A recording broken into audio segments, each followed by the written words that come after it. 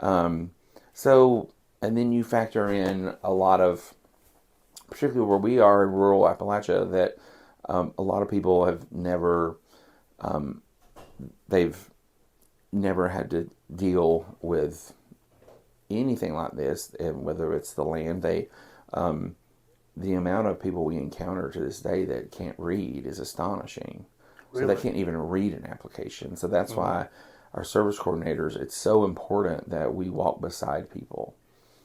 And your service coordinators, these are the people that kind of know the language, the lingo of the different kind of assistance programs that are out there that are available to help people in these situations. Yes, and what's interesting, when I started here in 2011, we had 14 staff members. Mm-hmm. Now we have 15 housing programs. we have we have more housing programs than we did staff members when I started. Wow. And the important thing to remember, and kind of what makes us unique, is that we have those 15 housing programs. We actually only have one shelter program. Mm-hmm. So we're no longer the little shelter on King Street. We're an agency that crosses 25 to 2,600 square miles. And we have tailor-made programs for housing programs. And it's not that our service coordinators know everything.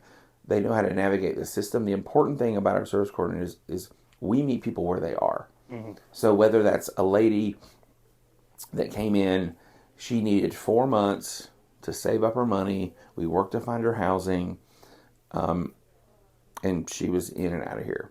It's the lady that we've been working with that finally got her disability. She's now eligible to move into our permanent supportive housing program, and she's someone that will need us to be beside her for the rest of her life. Mm.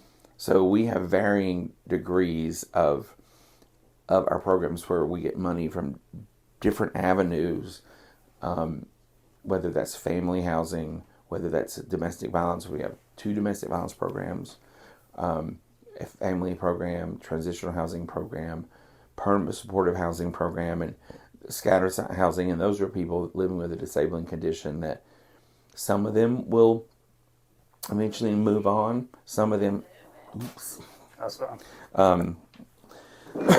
and some of them will stay with us until they enter hospice care. Mm-hmm. Okay.